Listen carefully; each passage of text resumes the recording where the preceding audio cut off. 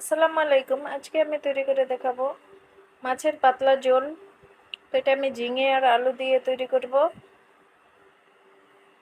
তো আপনারা দেখতে থাকুন।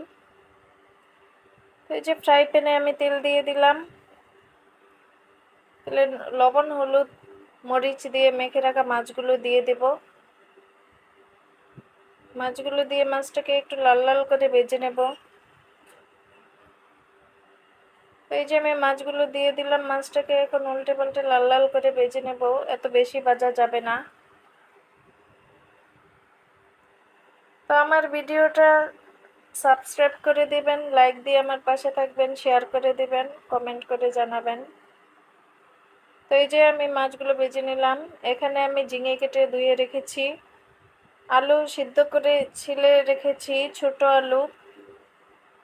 তো এখন চুলায় কড়াই বসিয়ে দিব। কড়াই আমি একটা পেঁয়াজ কুচি দিয়ে দিলাম, তেল দিয়ে দিলাম। তো পেঁয়াজটাকে একটু ভেজে নিয়ে তারপরে এখানে দিয়ে দিব গোটা জিরে। তো এই যে পেঁয়াজটাকে ভেজে নিচ্ছি। এখন আমি এখানে 1 চিমটি জিরে দিয়ে দেব, গোটা জিরে দিয়ে দেব। গোটা জিরে দিয়ে দিলাম।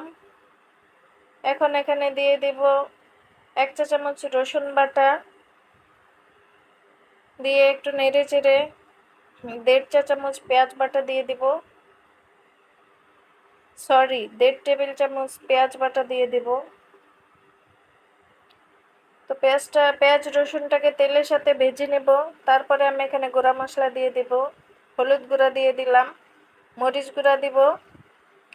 হলুদ গুঁড়া আমি এখানে 1 চা চামচ দিয়েছি, মরিচ গুঁড়া দিব 1 চা চামচ, ধনে গুঁড়া দিব 1 চা চামচ। এই তো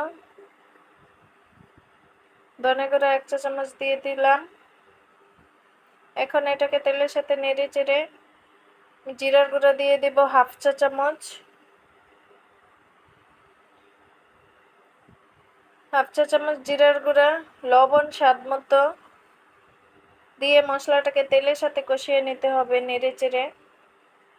আগেই পানি দিবেন না, তেলের সাথে একটু কষিয়ে নেবেন, তাহলে তরকারিটা অনেক টেস্টি হয়। তো আমি এখন একটু পানি দিয়ে দিব, মশলাগুলো যাতে পুড়ে না যায় সেজন্য আমি পানি দিয়ে দিলাম। তো পানি দিয়ে আবার একটু কষিয়ে নেব। তো পানিটা শুকিয়ে এলে সেখানে আমি ছিলে রাখা আলু দিয়ে দিব, সিদ্ধ করে রাখা। এই তো পানিটা শুকিয়ে এসেছে, এখন আমি আলু দিয়ে দিব। দিয়ে দিলাম আলুটাকে একটু নেড়ে চেড়ে নিলাম। তারপরে এখানে ঝিঙেগুলো দিয়ে দিব।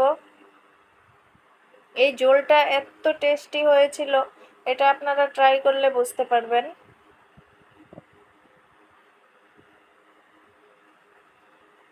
এই তো এই গরমে এরকম পাতলা ঝোল খেতে ভালোই লাগে। মাছের পাতলা ঝোল স্বাস্থ্যের জন্যও ভালো। তো আমি এখানে ঝিঙে আর আলু ভাজা ভাজা করে নিলাম,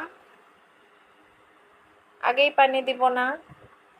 একটু ভাজা ভাজা করে নিয়ে তারপরে আমি এখানে কষানোর জন্য একটু পানি দিয়ে দিব।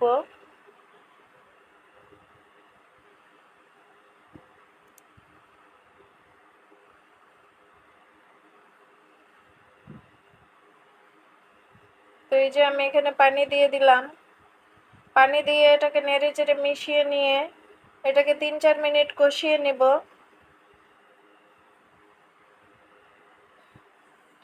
3-4 মিনিট কষিয়ে নিয়ে মানে ঢাকনা দিয়ে ঢেকে দেব।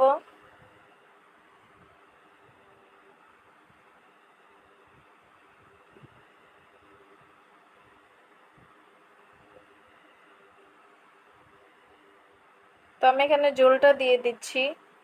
ঝোলটা আপনাদের পরিমাণ মতো দিবেন, আমি আমার পরিমাণ মতো দিয়ে দিলাম, যেহেতু এটা পাতলা ঝোল হবে। তো এই তো বলক এসে গেছে। ঝোলটা বলক এসে গেলে ভেজে রাখা মাছগুলো দিয়ে দিবেন। তো আমি এখানে ভেজে রাখা মাছগুলো দিয়ে দিচ্ছি। মাছগুলো দিয়ে এটাকে আমি আরও 5 মিনিট রান্না করে নেব।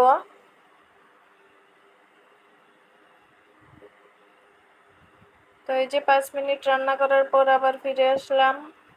তো আমি এখানে 2টা কাঁচামরিচ দিয়ে দিলাম। কাঁচামরিচ দিলে ফ্লেভারটা ভালো হয়। তো এটাকে নামিয়ে নেব। কাঁচামরিচ দিয়ে আরও 2 মিনিট জাল করে এটাকে নামিয়ে নেব। তো আপনারা এভাবে ট্রাই করবেন, আশা করি ভালো লাগবে। আমার ভিডিওটা শেয়ার করে দিবেন। এই তো আমার তরকারিটা হয়ে গেছে, আপনারা এভাবে ট্রাই করবেন। আল্লাহ হাফিজ।